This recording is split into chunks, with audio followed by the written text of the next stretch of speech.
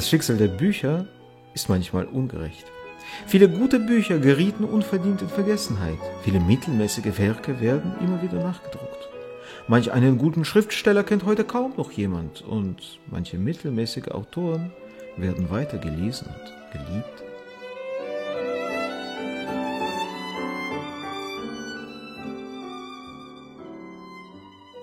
Doch in einigen Fällen ist es schwer, ein Urteil darüber zu fällen, ob jemand zu Recht oder nicht zu Recht vergessen wurde. So auch in diesem Fall.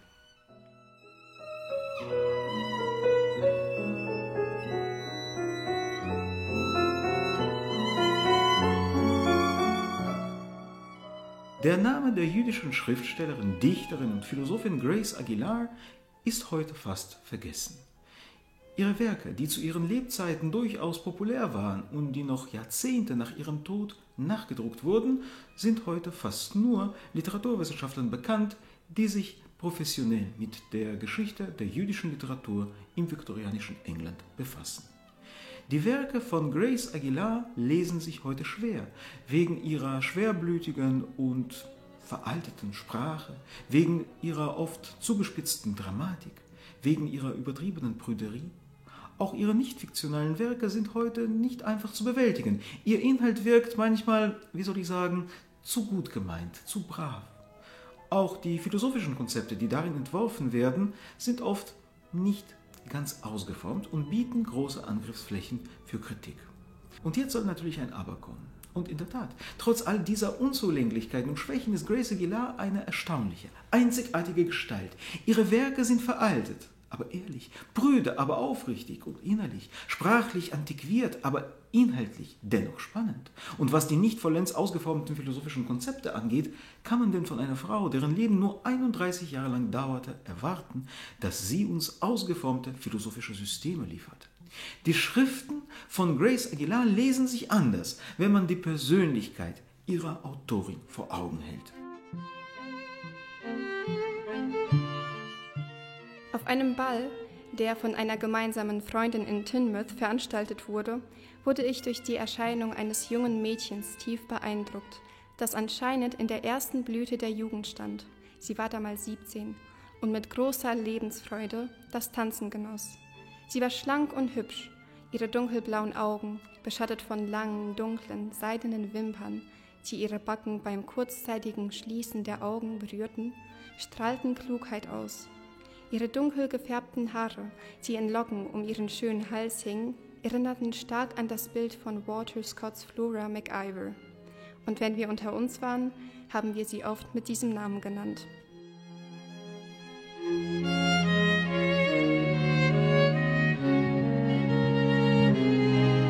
So beschreibt Caroline Bowles, die spätere Ehefrau des englischen Dichters Robert Southey, ihre erste Begegnung mit Grace Aguilar. Der Vergleich mit Flora MacIvor, der Heldin des Romans Waverley von Walter Scott, ist nicht zufällig. Walter Scott, der Begründer des historischen Romans, ist damals einer der berühmtesten Schriftsteller Englands und seine Bücher sind wahre Bestseller. Auch die 1816 geborene Grace Aguilar hat Scotts Romane gelesen und stand unter einem erkennbaren Einfluss dieser Werke, als sie ihren ersten großen Roman The Vale of Cedars, das Zederntal, mit Anfang 20 schrieb, der aber erst nach ihrem Tod veröffentlicht wurde. Grace' Interesse für Geschichte erwachte aber nicht nur durch die Romane von Walter Scott, sondern auch aus ihrer Lektüre der Werke des ersten jüdischen Historikers Josephus Flavius, der im 1. Jahrhundert nach der Zeitrechnung lebte und in seinem bekanntesten Werk Der jüdische Krieg den Aufstand der Juden gegen die römische Herrschaft, an dem Flavius selbst auch beteiligt war, beschrieb. In ihrem Roman Das Zederntal setzt sich Grace Aguilar mit der Geschichte der spanischen Juden im 15. Jahrhundert auseinander. Das ist aber auch die Geschichte ihrer eigenen Familie. Die Vorfahren ihres Vaters waren spanische Juden, die Vorfahren ihrer Mutter kamen aus Portugal. Viele spanische und portugiesische Juden haben im Mittelalter aus Angst vor dem Tod das Christentum angenommen, sich aber insgeheim weiter an die jüdischen Bräuche gehalten. Diese sogenannten Conversos wurden von der Inquisition aufgespürt und verfolgt. Bei einer Entdeckung durch die Inquisition drohten ihnen und ihren Familien die schlimmsten Strafen. Grace Aguilar ist der Geschichte ihrer Vorfahren bewusst. In der Familie wurden Erinnerungen an die Zeit der Verfolgungen wachgehalten. In ihrem Roman geht es um eine Liebesbeziehung eines Mädchens aus einer solchen geheimjüdischen Conversos-Familie mit einem englischen Katholiken. Obwohl der junge Engländer Mary seine Liebe versichert und sie heiraten möchte, weigert sie sich, ihren Glauben zu verraten. Aber als ihrem Geliebten aufgrund einer falschen Beschuldigung die Hinrichtung droht, rettet sie ihn, obwohl sie sich dafür als Jüdin offenbaren muss. Die Heldin wird von der Inquisition entführt und gefoltert. Sie kann sich aber dennoch retten, flieht zurück in ihre Heimat im Zehlerntal, wo sie bald darauf an ihren Verletzungen stirbt. Sie hofft aber auf ein Wiedersehen mit ihrem Geliebten im Jenseits, wo, so glaubt sie, alle Schranken, die die Menschen voneinander trennen, fallen werden. Ich fühle, dass es im Himmel keinen Unterschied zwischen verschiedenen Religionen gibt. Dort werden wir alle Gott und einander lieben, und die schrecklichen Verschiedenheiten, die es auf der Erde gibt, werden uns dort nicht voneinander trennen.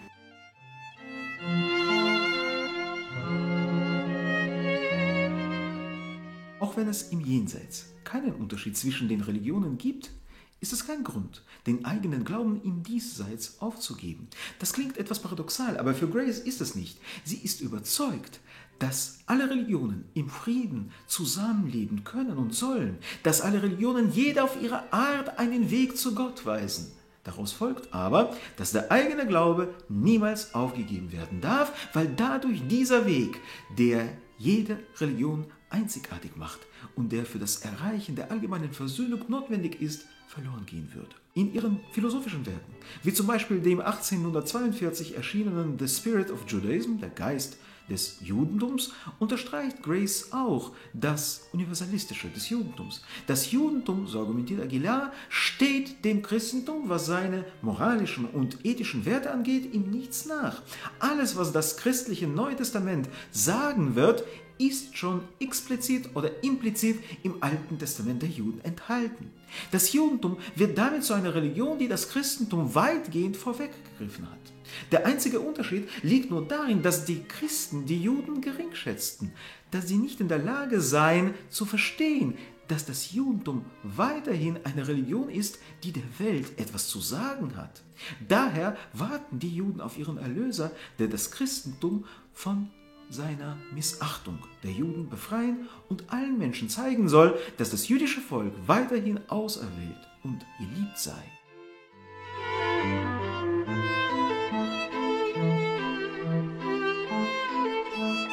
Grace Aguilar war offen den anderen Religionen gegenüber.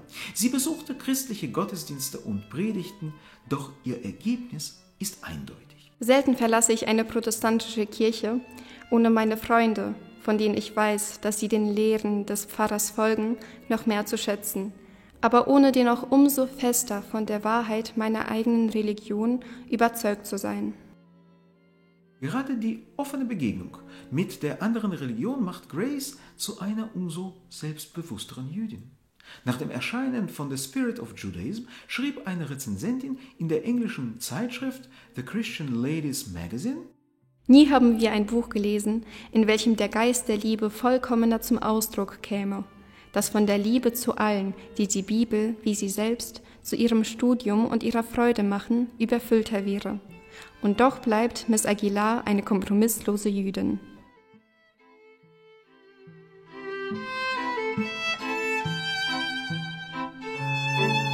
Die kompromisslose Jüdin Grace ist erst 26 Jahre alt.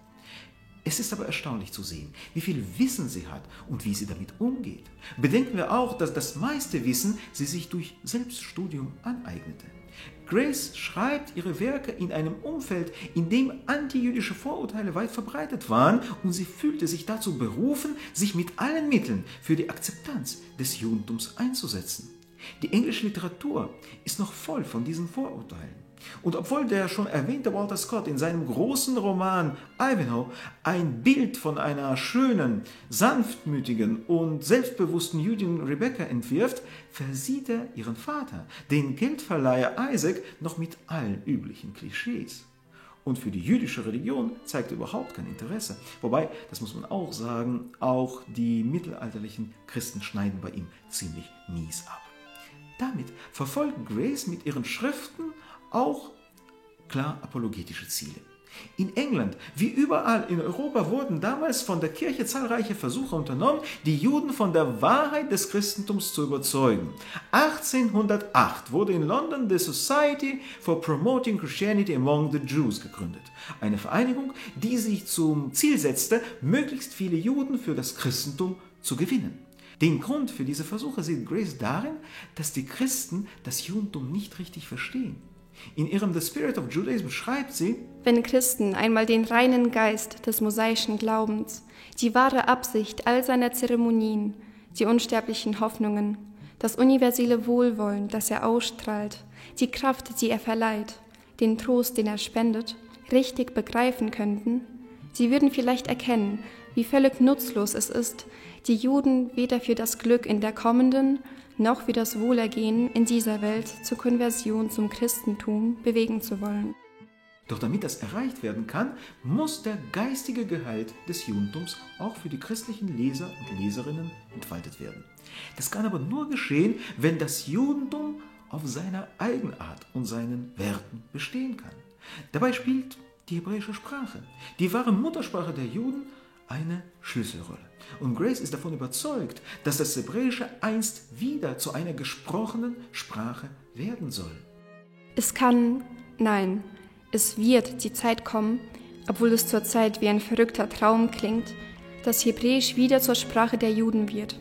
Nicht nur um zu beten, sondern auch um zu sprechen und zu schreiben, genauso wie die Umgangssprachen der Länder, in welchen wir ansässig sind. Doch neben der Apologie des Judentums und der Entfaltung seiner Werte gibt es in Grace Aguilars Schaffen noch eine Komponente, die sie für die heutigen Leser und Leserinnen spannend macht: ihr Interesse für die Rolle der jüdischen Frauen. Bereits in ihrem ersten Roman, Das Zederntal, werden Weichen für diese wichtige Auseinandersetzung gestellt. In einer Situation, in welcher das Judentum nur geheim unter dem Schleier des frommen Christentums bestehen kann, wie es der Fall in vielen Conversos-Familien in Spanien war, bildet das Zuhause den Ort, wo es gepflegt und weitergegeben werden kann. Denn es gibt weder Synagogen noch Lehrhäuser. Die Männer sind diejenigen, die die ganze Bürde dieser Doppelexistenz tragen müssen, denn in dem gesellschaftlichen Leben müssen sie als Christen auftreten. Die Lebenswelt der Frauen war aber im Mittelalter das Zuhause. Und dieses Zuhause wurde nun zum Mittelpunkt des jüdischen Glaubens und die Frauen wurden zu dessen Priesterinnen.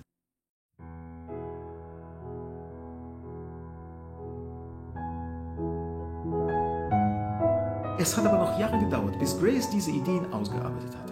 Ihr monumentales Werk Women of Israel, das 1844 gedruckt wurde, befasst sich mit den Biografien der jüdischen Frauen von der biblischen Zeit bis zur Zerstörung des Zweiten Tempels. Dieses über 600 Seiten lange Spätwerk Aguilars, es hat etwas Paradoxales, die Schrift einer 28 Jahre alten Frau als Spätwerk zu bezeichnen, ist eine wahre Enzyklopädie der jüdischen Frauen, die erste dieser Art. Auch hier ist Grace ein Kind ihrer Zeit. Ihre Bilder der jüdischen Frauen sind keinesfalls feministisch in dem Sinne, wie man das Wort heutzutage versteht. Sie setzt sich zwar für mehr Gleichberechtigung der Frauen im jüdischen Gottesdienst ein, aber sie kommt niemals auf die Idee, dass Frauen die gleichen gesellschaftlichen Positionen wie die Männer bekleiden oder die gleichen Berufe ausüben könnten. Im Gegenteil, sie ist davon überzeugt, dass Frauen eine andere Stellung in der Gesellschaft als Männer haben und haben müssen.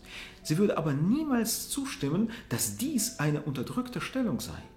Das Judentum weise den Frauen eine einzigartig wichtige, essentielle Rolle zu und niemand sonst kann diese Rolle übernehmen. Um es vereinfacht zu sagen, Grace kämpft nicht für die Frauenemanzipation, weil sie glaubt, dass die Frauen in ihrem Bereich vollends emanzipiert seien. Gerade dort, wo eine Frau versucht, ihre Weiblichkeit beiseite zu lassen und wie ein Mann mit den Männern zu agieren, scheitert sie.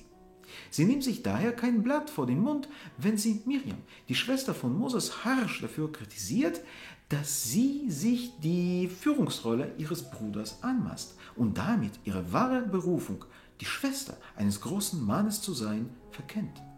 Die Prophetin Deborah hingegen schneidet bei ihr gut ab, weil sie den Mut hat, sich als Mutter in Israel zu bezeichnen. Sie verlangte für sich selbst keine größere Ehre oder ein größeres Privileg als die Anerkennung, die Mutter des Volkes zu sein, der Gott die Kraft verliehen hatte, eine Richterin zu werden. Gewiss, diese Ansicht entspricht nicht dem heutigen Ideal der Frauenemanzipation und auch schon in den 1840er Jahren ließen sich andere Stimmen vernehmen. Grace will aber nicht für die Frauenemanzipation kämpfen. Sie will die Frauen als Frauen ehren, die eine einzige Rolle im Volk spielen, die sie an niemanden abgeben dürfen und die ihnen niemand wegnehmen darf. Ihre Pflicht ist es, ihr Zuhause glücklich zu machen. Ihre Mission besteht darin, den Mann gleichermaßen in den verwandtschaftlichen Pflichten als Mutter gegenüber ihrem Sohn, als Ehefrau gegenüber ihrem Ehemann, als Schwester gegenüber ihrem Bruder zu beeinflussen und in ihrer eigenen Person die heilige Sache der Religion zu fördern. Wir sollen die Überlegenheit unseres religiösen Gesetzes durch die Überlegenheit unseres eigenen Verhaltens als jüdische Frauen in unseren eigenen Häusern beweisen.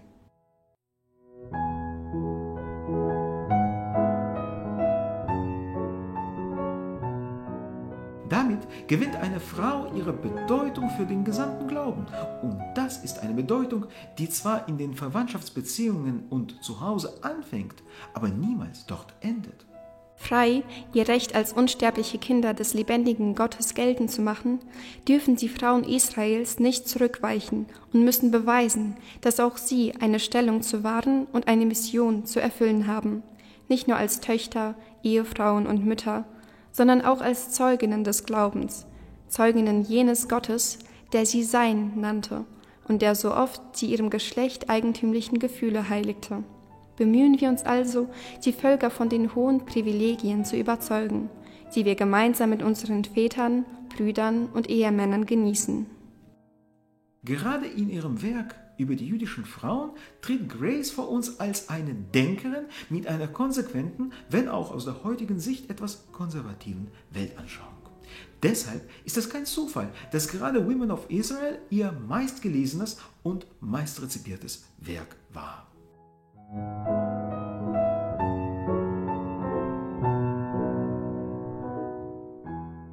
Grace Aguilar war zeitlebens von schwacher Gesundheit. Als ihre Krankheit sich verschlimmerte, ging sie 1847 auf eine Reise nach Deutschland, weil sich die Ärzte von den dortigen Quellen eine Besserung ihres Zustandes erhofften. Kurz vor der Abreise versammelte sich vor ihrem Haus in London eine Gruppe von jüdischen Frauen, um sie zu verabschieden. In ihrem Schreiben, das sie ihr auf die Reise mitgaben, stand: Vor ihnen war es in der Neuzeit nie der Fall, dass eine jüdische Frau öffentlich als Verfechterin des jüdischen Glaubens auftrat, dass sie mit der Tiefe und Reinheit der Gefühle, die das Reichtum einer Frau sind, und mit der Geistesstärke und dem umfassenden Wissen, die den Stolz eines Mannes ausmachen, sich selbst zum Schätzen und andere zum Respektieren der Wahrheit Israels aufrief. Trotz dieser Anerkennung, die Grace natürlich eine Freude und Genugtuung bereitete, fühlte sie sich aber im Leben nicht vollständig verwirklicht. Sie spürte, dass sie noch mehr hätte leisten können. Sie notierte einmal in ihrem Tagebuch: Mein Schicksal war getrübt und überschattet von ständigen und unbedeutenden Ängsten und Sorgen. Ich sehnte mich nach menschlicher Zuneigung, fand sie aber nie. Mein Herz wurde an die Erde gedrückt, gerade wenn es danach sehnte, in den Himmel aufzusteigen.